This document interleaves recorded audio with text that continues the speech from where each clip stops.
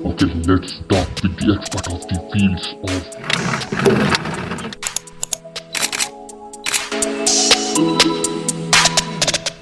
अस्सलाम वालेकुम, welcome to RS podcast. मेरा नाम है रज़ा सूर्या।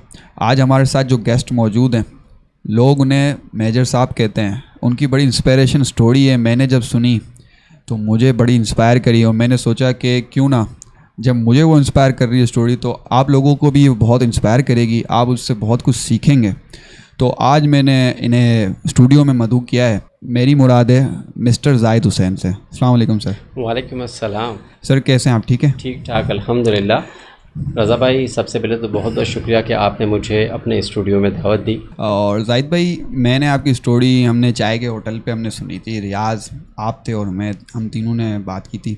अच्छा जाहिद भाई, आपके बारे में लोग ये कहते हैं मेजर साहब करके आपको पुकारते हैं, तो उस पे हम आते हैं आपको क्यों पुकारते हैं। लेकिन मैं जानना चाहूँगा कि आपकी पर्सनैलिटी के बारे में भी थोड़ा लोग जानें। सबसे पहले ये है कि आप अपनी अर्ली लाइफ के बारे में बताएं थोड़ा।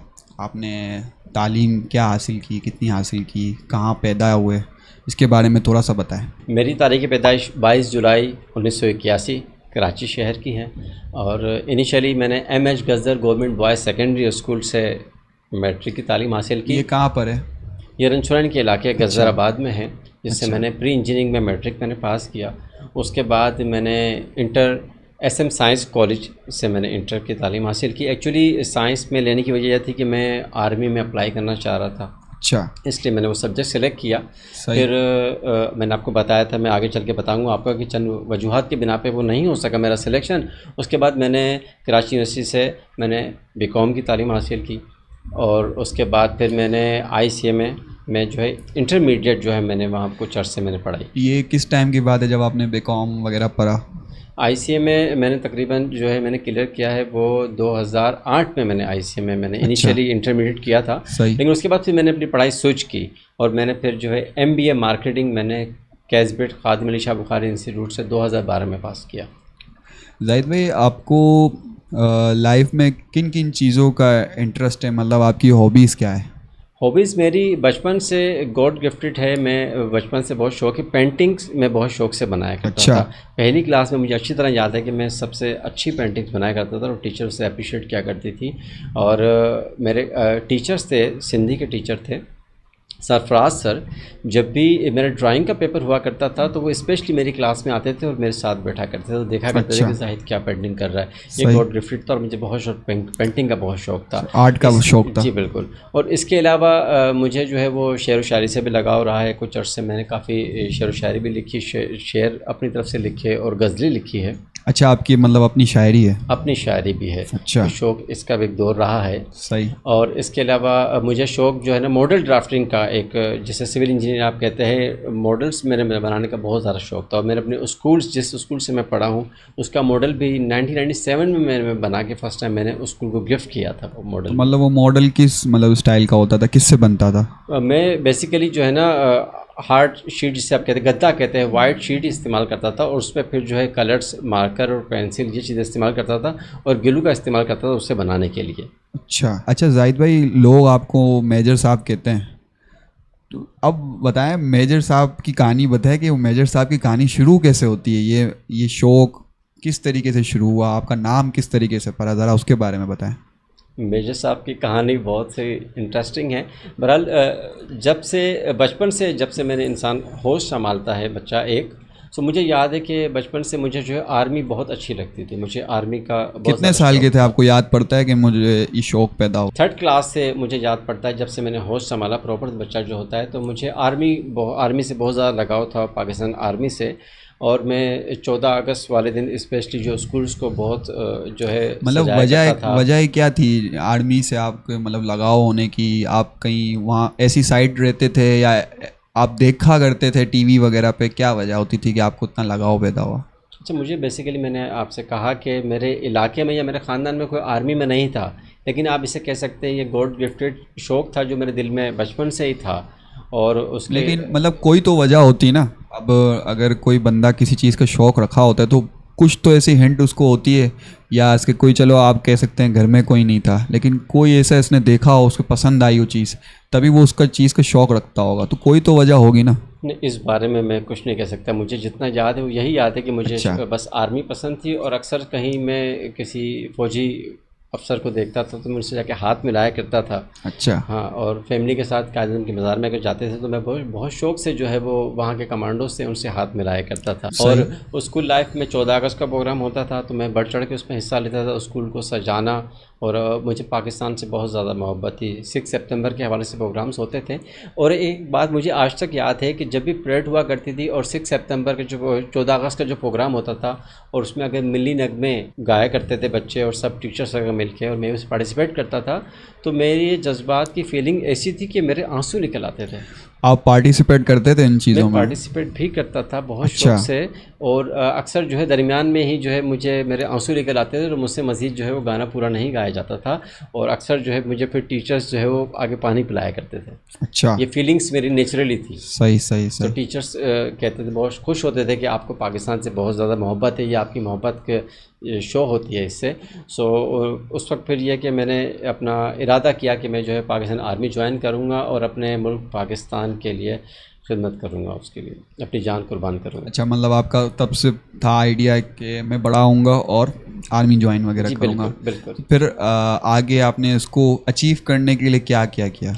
उसके बाद मैंने जो है फर्स्ट ईयर में जब एडमिशन लिया तो मेरा माइंड तो ऑब्वियसली था कि मेरा टारगेट जो है वो आर्मी का है।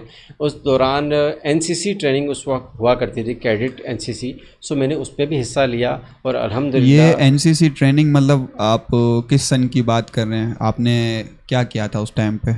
मैट्रिक में 1997 में मैंने मैट्रिक पास किया था। अच्छा। और 98-99 में मैंने इंटर पास किया था। सो उस दौरान जो है एनसीसी नेशनल क्रेडिट कोर्स हुआ करता था आर्मी की तरफ से, जो आर्मी कराया करती थी। और उसके लिए बाकायदा जो है हमें आर्मी की वर्दी भी दी गई, हमने आर्मी की वर्दी पहनी। और वो अच्छा। तस्वीरें आज तक मेरे पास मौजूद है, मैंने बहुत अच्छा। संभाल के रखी हैं उस दौर की। और अल्हम्दुलिल्लाह मेरे जज्बात को और मेरी फीलिंग्स को और मेरी कमांडिंग को, मेरी आवाज़ को देख के जो हमारे कमांडर थे उन्हें इतनी अच्छी लगी। सो मैं उस वक्त जो है बटालियन कमांडर मुझे उन्होंने बनाया। उस वक्त जो स्टूडेंट्स की बटालियन होती है उसमें कंपनीज़ होती, टोटल हमारे जो है 11 कंपनी थी उस वक्त कॉलेज के, और उसमें जो है मुझे बटालियन कमांडर बनाया। ये बटालियन कमांडर क्या होता है, मतलब थोड़ा बटालियन समझाएं? कमांडर बेसिकली जो उसके मेरे नीचे जो है 11 अंडर जो है 11 कंपनीज थी। सो मैं उनको लीड करता था इस पे बेसिकली ना, उनको मज़ीद। और आगे हमें जो है आर्मी के बारे में जो मुख्तलिफ उसमें आर्मी के हवाले से बताया गया, गन जो है उसके बारे में तरतीब बताई गई, गन किस तरह खुलती है। उस वक्त जो है जी3 राइफ़ल जो है उसके बारे में हमें पढ़ाया गया था कि ये इस तरह चलती है, इसको इस तरह खोल के पूरा बंद किया जाता है। अच्छा, जैसे फिल्म में बताते हैं कि इसको पूरा खोल के बंद किया जाता है, या असल में मतलब ट्रेनिंग होती है इसकी? जी बिल्कुल, ये हमें ट्रेन किया गया था जी3 की पूरी जो है पूरा खोल के, और इतनी स्पीड में हमें फिर बंद करना भी सिखाया। और मैंने शूट भी किया था, शूट पे भी हमें ले गए थे मलीर कैंट में, और मैंने जो है जी3 से फायर भी किया है उस वक्त ट्रेनिंग में। अच्छा, शूटिंग और मतलब जब फर्स्ट फायर किया था तो मुझे याद नहीं है कि वो फायर कहाँ गया। लेकिन उसके बाद जो है वो मैंने 4 फायर किया तो अल्हम्दुलिल्लाह वो निशाने के तकरीबन वो करीब थे, उस बोर्ड पे लगे थे। एग्जैक्ट तो नहीं लगे 0 मीटर पे, 0% पे, लेकिन उसके करीब बोर्ड पे ज़रूर लगे थे, लेकिन यहाँ वो नहीं हुए थे। मैं कमांडर से बहुत खुश हुए थे, और उसका सर्टिफिकेट्स भी मुझे मिला था, और मेरे पास वो सर्टिफिकेट आज तक मौजूद है। सही। इसके आगे का बताएं कि किस तरीके से फिर वो आगे बढ़ा? अच्छा, मैं आपको अब जो है जो आर्मी की बेसिकली स्टोरी है वो मैं आपको बताता हूँ। मैंने जब क्योंकि कमीशंस में अप्लाई करना था तो इसके लिए ओबियसली इनिशियली तैयारी करनी होती है। सो मैंने इसे सर्च किया, अखबार में अमूमन आया करता था कि कमीशन के लिए आप अप्लाई कर सकते हैं पाकिस्तान आर्मी के लिए, पाकिस्तान नेवी के लिए, पाकिस्तान एयरफोर्स के लिए। लेकिन मेरा टारगेट पाकिस्तान आर्मी था। मैं उर्दू बाज़ार गया, वहाँ पर मैंने पता किया तो उन्होंने कहा जी ICSB टेस्ट की तैयारी के लिए मुख्तलिफ बुक्स मिलती हैं, आप उसमें आप तैयारी कर सकते हैं। मैंने किसी टीचर्स का या किसी इंस्टीट्यूट का सहारा नहीं लिया, मैंने खुद से वह बुक्स ख़रीदी। और उसमें IQ टेस्ट, इंटेलिजेंस टेस्ट हुआ करते थे, उसमें रिटन टेस्ट होता था, कुछ पिक्चर्स पैटर्न होते थे। मैं खुद से टाइमर के साथ जो है प्रैक्टिस किया करता था। अच्छा, अगर पहले आप जिस टाइम की बात कर रहे हैं, अगर किसी को ट्रेनिंग लेनी होती थी, इस चीज़ के बारे में नॉलेज लेनी होती थी कि उसे अगर आर्मी ज्वाइन करना है, तो कोई ऐसा रिसोर्स वगैरह उस टाइम पे हुआ करते थे या नहीं हुआ करते थे? हुआ करते थे। आज भी ऑफिस मौजूद है आप रीजन प्लाजा के सामने पाकिस्तान आर्मी का ऑफिस मौजूद है। आज अगर आप अप्लाई करना चाहें तो वहाँ आप जाके इन्फॉर्मेशन ले सकते हैं कि कब जो है टेस्ट अनाउंस होगा, किस वक्त कमीशन अनाउंस होगी। मैं वहाँ भी मैंने विजिट किया था, स्पेशली वहाँ गया था मैं, और वहाँ के अफसर से मुलाकात हुई थी मेरी। अच्छा जाहिद भाई, आप ये कह रहे हैं कि आपने खुद से ट्रेनिंग करी, तो वो क्या वजह थी कि आपने खुद से ट्रेनिंग करना शुरू की? आप जैसे कि इंस्टीट्यूट थे तो आप वहाँ क्यों नहीं गए? नहीं, बेसिकली वो इंस्टीट्यूट नहीं है, वो आर्मी का ऑफिस है एक, जहाँ पर आप अप्लाई कर सकते हैं। वहाँ पर टेस्ट के लिए जो इनिशियल टेस्ट होता है, फिर आईसीएस भी टेस्ट होता है। सो अप्लाई करने के लिए वहाँ पर ऑफिस है, पाकिस्तान आर्मी में अप्लाई कर सकते हैं। उससे पीछे पाकिस्तान नेवी का भी ऑफिस है वहाँ पर। पाकिस्तान आर्मी में वहाँ पर मैं विज़िट किया, उनसे इन्फॉर्मेशन ली। उन्होंने कहा जी ये टेस्ट होते हैं, आप इसकी तैयारी करें, और ये डॉक्यूमेंट्स और ये क्राइटेरिया है, इतनी परसेंटेज होनी चाहिए, सब अप्लाई कर सकते हैं। सो फिर मैंने अपना टारगेट एक फिक्स किया, और इसके लिए फ़िज़िकल टेस्ट भी होता है, रनिंग होती है। और अच्छा, इस टेस्ट के बारे में थोड़ा सा बताएं ना कि एजुकेशन क्या चाहिए होती है, अगर किसी को अप्लाई करना हो तो वो क्या चीज़ें देखेगा, क्या पैरामीटर्स ऐसी देखेगा जिसकी वजह से वो अप्लाई कर सकता है, एलिजिबल हो सकता है वो? इनिशियल जो है प्री इंजीनियरिंग में स्टूडेंट्स जो है, मैंने प्री इंजीनियरिंग की थी इंटर, तो उसके बाद अप्लाई कर सकते हैं। प्री मेडिकल का स्टूडेंट्स भी अप्लाई कर सकता है। तो इंटर फर्स्ट ये है कि इनिशियल इंटर आपको ज़रूरी है। और परसेंटेज लिमिट अब उन्होंने चेंज की है, मुझे अंदाज़ा नहीं क्या है, लेकिन लीस्ट उस वक्त मुझे याद पड़ता है कि 60% तो थी लाजमी, बी ग्रेड आपका उस वक्त था, होना चाहिए। तो आप अप्लाई कर सकते हैं आप इनिशियल टेस्ट के लिए। और बेसिकली इसमें रिटर्न टेस्ट के साथ ही रिटर्न टेस्ट और आईक्यू टेस्ट हुआ करते थे। उन्होंने कहा आईक्यू टेस्ट होगा। आईक्यू टेस्ट में बेसिकली इंटेलिजेंस पिक्चर्स होती है और सीरीज़ होती है, उसकी प्रैक्टिस मैं करता था। वो उस तरह के टेस्ट होते हैं। और रिटर्न टेस्ट में इंग्लिश है, मैथ है, फिज़िक्स है, इस तरह के क्वेश्चंस आते हैं। ये तमाम इनिशियल टेस्ट होता है। और इसमें फ़िज़िकल टेस्ट बेसिकली वो आईसीएस भी में होता है। उसके लिए भी मैं इनिशियली तैयारी शुरू कर दी थी। मैं सुबह जो है फजर की नमाज़ के बाद, मुझे याद है, मैं स्पेशली जो है पोलो ग्राउंड जाया करता था। अच्छा। सुबह तकरीबन 6:15 बजे, और पोलो ग्राउंड में एमेजना रोड से रनिंग करना शुरू करता था, और पोलो ग्राउंड तक मैं जो है रनिंग करते हुए जाता था अपनी फ़िटनेस बढ़ाने के लिए। अच्छा। और फिर जो है पोलो ग्राउंड में जाके फिर मैं जंपिंग, लॉन्ग जंप बेसिकली होती है, हाई जंप होती है, मुख्तलिफ और दरख्त पे चढ़ना और जंपिंग करना, ये तमाम प्रैक्टिस किया करता था। क्योंकि बेसिकली उस बुक्स में लिखा होता है कि आईसीएसबी में ये तमाम टेस्ट होंगे, तो इसलिए फिर मैं उसकी तैयारी क्या करता था। सही। फिर आपके आगे अपनी जर्नी के बारे में बताएं कि आपने ये प्रैक्टिस वगैरह करी, उसके बाद क्या हुआ? जी बिल्कुल, मैंने फ़र्स्ट जब कमीशन के मैंने फ़र्स्ट टाइम अप्लाई किया मैंने, सो इनिशियल टेस्ट में मैं फ़र्स्ट टाइम जो है फ़ेल हो गया था। अच्छा। तो मुझे फिर जो है वो वहाँ मेजर ये टेस्ट वगैरह बड़े मुश्किल होते हैं क्या है? मुझे मतलब उसका पता नहीं है, लेकिन थोड़ा सा जो लोग सुन रहे हैं उनको एक आइडिया होगा कि क्या होता है, मतलब बड़ा मुश्किल होता है क्या? इतना मुश्किल नहीं होता। बेसिकली जो मैंने उसमें देखा गया है कि आपकी इंग्लिश बहुत अच्छी होनी चाहिए। अच्छा। और मैथ और इस तरह की चीज़ें आपकी उसमें कमांड आपकी होनी चाहिए, इंग्लिश मस्ट है मतलब। जी बिल्कुल। मेजर गौरी, मुझे नाम आज तक उनका याद है, जिनसे मुलाकात हुई थी, बहुत अच्छे थे वो, दोस्ताना माहौल था। उन्होंने मुझे कहा था बेटा आप अपनी इंग्लिश अच्छी इम्प्रूव करें ज़रा, और इंग्लिश में जो है ना कोई ग्रिप होना चाहिए। उसमें क्या जो भी एस्से वगैरह आपको दिया जाता है, टॉपिक दिया जाता है, वो आप अच्छा लिखें, इंशाल्लाह पास हो जाएंगे। मज़ीद और क्वेश्चंस भी है और एमसीक्यूज़ वगैरह भी उसमें थे, पिक्चर्स पैटर्न था, वो तमाम होने चाहिए। लेकिन एक इंग्लिश कमांड आपकी अच्छी होनी चाहिए और मैथ आपका बहुत अच्छा होना चाहिए। सो फिर उसके बाद मैंने सेकंड फिर अप्लाई किया, और मैं इनिशियल टेस्ट में मैं पास हो गया। अच्छा। टेस्ट में पास हुआ, फिर मुझे इंटरव्यू कॉल आई। इंटरव्यू कॉल हुई माशाल्लाह, और मुझे आज तक याद है जब इंटरव्यू कॉल के लिए ब्रिगेडियर साहब सामने बैठे थे, 2 कर्नल बैठे हुए थे, और मेजर गौरी साहब बैठे हुए थे। बेसिकली मेजर गौरी जो है उसको साइकोलॉजी जो है वो नोट करने के लिए बिठाया था उनको।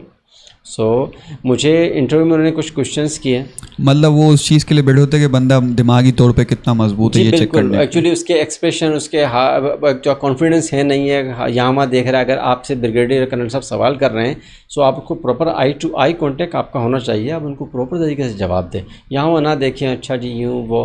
बहरहाल उन्होंने क्वेश्चन मुझे इनिशियली किया, और बड़ा अच्छा क्वेश्चन मुझे कहा जी आपकी, मुझे मैं तैयारी करके पैसे गया था वैसे, और उन्होंने कहा जी आपके मार्क्स कितने थे मैट्रिक में और परसेंटेज कितनी थी। फिर उन्होंने मुझे कहा कि आपके इंटर में मार्क्स कितने थे और आपकी परसेंटेज कितनी थी, और मुझे कहा कि आप आर्मी क्यों ज्वाइन करना चाहते हैं। तो मुख्तलिफ मैंने उनसे, और फिर फाइनेंशियली उन्होंने आपस में डिस्कशन की, ब्रिगेडियर साहब और कर्नल साहब। और मुझे ब्रिगेडियर साहब ने कहा कि हमने ये फ़ैसला किया है, आप अच्छे हैं, लेकिन हमने ये डिसाइड किया है कि क्यों ना आप आर्मी छोड़ दें, क्यों ना आप जो है ना आपके इलाके में आपको एक पुलिस का एक अच्छा ओहदा दिया जाए, तो अच्छा। आप वो ज्वाइन करना पसंद करेंगे। तो मैंने कहा नहीं सर, मेरा जो एम है वो पाकिस्तान आर्मी है, और मैं अपने मुल्क की खिदमत करना चाहता हूँ। मैं I want to serve my country well, I want to lay my life for the defence of my country. As a commission officer, जिस पे ब्रिगेडियर साहब मुस्कुराए और खुश हुए और उन्होंने मुझे कहा थैंक यू वेरी मच। और फिर मैं आ गया, लेकिन मुझे लेटर आया घर पे कि आपको जो ISSB के लिए सिलेक्ट किया गया है। अच्छा। फिर मैं ISSB के लिए मैं गया वहाँ पर मलिर छावनी में। हमें बाकायदा जो है कैंट पे हमें बुलाया गया था। वहाँ आर्मी की गाड़ी आई थी, एक बस होती है नॉर्मल, उसमें हम तमाम स्टूडेंट्स को वहाँ पर ले जाया गया और 3 डेज़ का वहाँ स्टे था, 3 to 4 डेज़ का स्टे था ISSB के लिए। वहाँ मुख्तलिफ टास्क होते हैं, मुख्तलिफ टेस्ट होते हैं, उसके लिए भी आपको प्रैक्टिस होनी चाहिए बहुत ज़्यादा। इंग्लिश कमांड बहुत अच्छी, first of all intelligence test होते हैं वहाँ पर, कमांडिंग टेस्ट होते हैं, जिसमें जो है कर्नल साहब के कर्नल लेवल के एक ऑफिसर होते हैं जो मुख्तलिफ टास्क आपको दिए जाते हैं वो क्लियर करने होते हैं आपको, रनिंग वगैरह मुख्तलिफ चीज़ें होती है। और फिर इंटरव्यू भी होता है, एक कर्नल लेवल के ऑफिसर जो है, ब्रिगेडियर लेवल के ऑफिसर, वो आपका इंटरव्यू भी लेते हैं और आपकी वो साइकोलॉजी चेक करते हैं बेसिकली। सही। जी तो ये जो आपने पहले टेस्ट बताया, ये टेस्ट सिर्फ एक अंदर जाने के लिए होता है, ट्रेनिंग सेंटर के इनिशियल, बिल्कुल अच्छा, बिल्कुल, अच्छा, वो अच्छा। इनिशियल टेस्ट था। और उसके बाद फिर ISSB टेस्ट होता है जो कमीशन ऑफिसर के लिए होता है, वो क्लियर करना ज़रूरी होता है। उसमें आपका first of all ISSB test होता है, उसमें आपके कमांडिंग टास्क होते हैं, इंटरव्यूज़ होते हैं, तमाम चीज़ें होती है। उसके बाद फिर आपको लेटर आता है आपके मेडिकल के लिए। सही। बहरहाल उस वक्त तो मुझे जर्नी बहुत अच्छी तरह याद है और काफ़ी अच्छे रहे वो 4 दिन वहाँ पर। और फिर बस ये हुआ कि मैं जो है वो ISSB में उस वक्त जो है मैं ISSB पास नहीं कर सका। मतलब क्या वजह बनी? वजह बहरहाल बेसिकली ये है कि मैं एक सिविलियन, मैंने आपसे कहा जैसे कि मेरे बैकग्राउंड में कोई इस जो है मेरे ख़ानदान में या आगे पीछे कोई आर्मी में नहीं था। सो एक जो है मेरा बैकग्राउंड आप कह सकते हैं इस लिहाज से कि मुझे, आपको उन्होंने मतलब रीज़न बताया था नहीं, उन्होंने? रीज़न बेसिकली नहीं बताए जाते हैं। अच्छा। मैं बैकग्राउंड उस लिहाज से नहीं कह रहा, मैं ये कहना चाह रहा हूँ कि मुझे एक्सपीरियंस नहीं था बेसिकली कि अच्छा। ISSB में होता क्या है। अच्छा। एक जो है एक स्टूडेंट जिनके वालिद साहब या इनके भाई या मामू अंकल वगैरह वो आर्मी में है, तो वो ऑब्वियसली इनिशियली वो बच्चे को ट्रेन करते हैं, तैयार करते हैं कि बेटा इसलिए अगर आपने ये टारगेट अचीव करना है तो आप में ये क्वालिटीज़ होनी चाहिए। और ISSB में तमाम चीज़ें देखी जाती है। मतलब ये एक रीज़न आपने लगता है कि आपको उस चीज़ के बारे में पता नहीं था, उसकी तैयारी आपके पास नहीं थी? फर्स्ट था तो इनिशियली जितना मैंने अपनी तैयारी की थी, और मुझे आज तक याद है 9 ऑप्टिकल्स भी होते हैं, और मैंने उसकी प्रैक्टिस जो मैंने बताया था आपको, लॉन्ग जंप, हाई जंप, जो मैंने कभी ज़िंदगी में रियल में तो नहीं किए थे, सिर्फ वहाँ प्रैक्टिस की थी जब मैं वहाँ गया।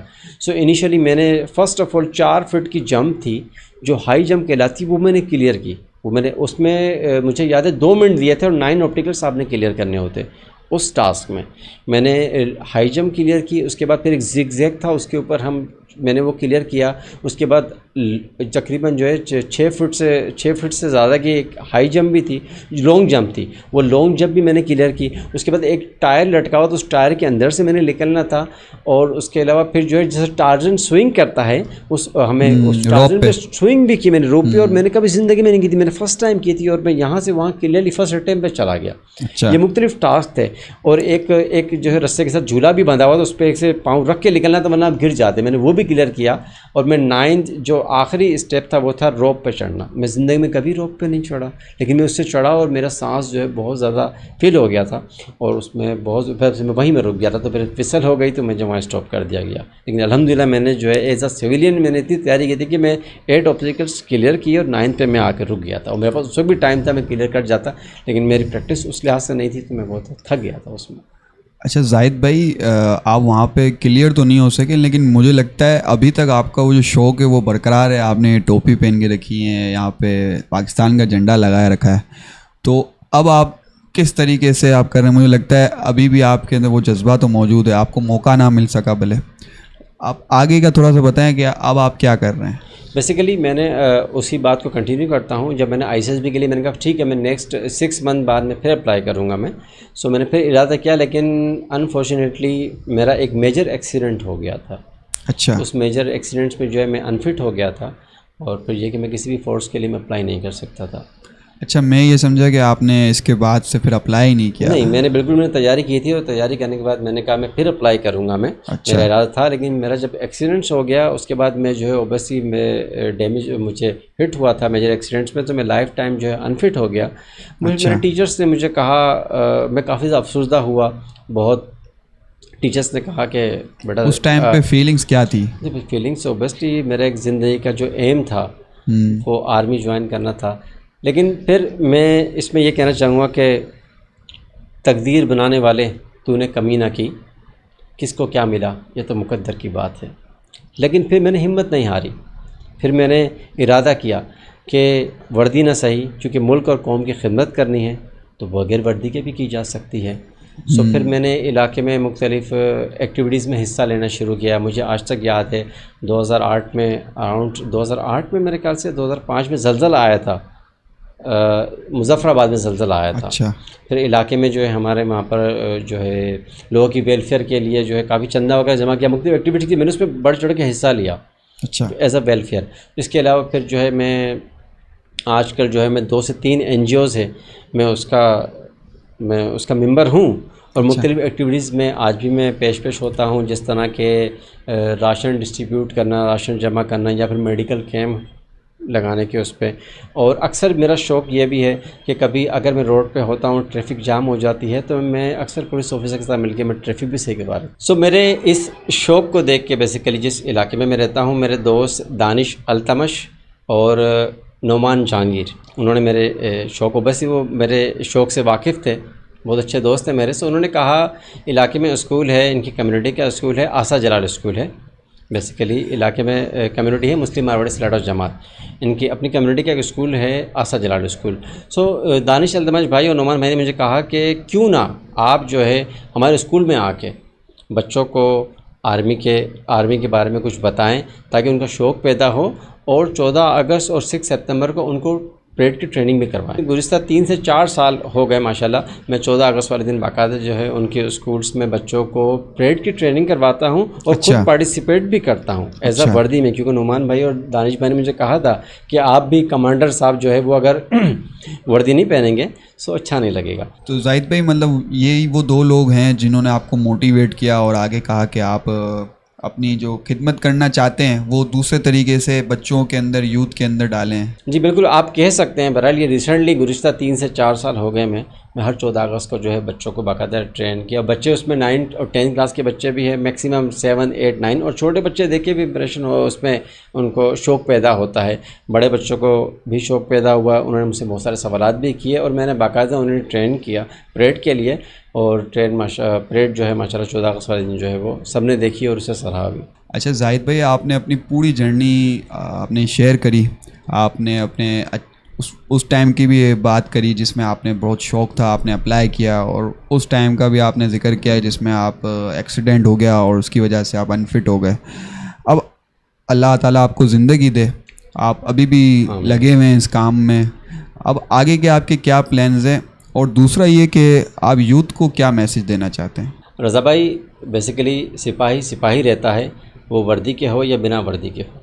सो मेरी कोशिश है इंशाल्लाह, जब तक जान में जान है, सांसों में सांस है, इंशाल्लाह मैं अपने मुल्क पाकिस्तान के लिए इस तरह खिदमत करता रहूँगा इंशाल्लाह। और मैं मैसेज देना चाहूँगा इस वक्त पाकिस्तान आर्मी के जो सिपाही है, एक ऑफ़िसर है, किसी भी रैंक का ऑफ़िसर है, सियाचिन ग्लेशियर पे जो माशाल्लाह ड्यूटी दे रहे हैं, अगर आप जो इस वक्त -50 डिग्री पे वो ड्यूटी दे रहा है, कोई ऑफ़िसर या कोई कर्नल है, और 6 मंथ उनकी ड्यूटीज़ वहाँ पर होती हैं, या फिर वो लोग जो थर या चोलिस्तान में जहाँ 50 डिग्री गर्मी में भी एक सिपाही अपने मुल्क पाकिस्तान के लिए, इस कौम के लिए अपनी खिदमत अंजाम दे रहा है, सो उसकी जगह अगर आप अपने आप को रख के सोचें ज़रा।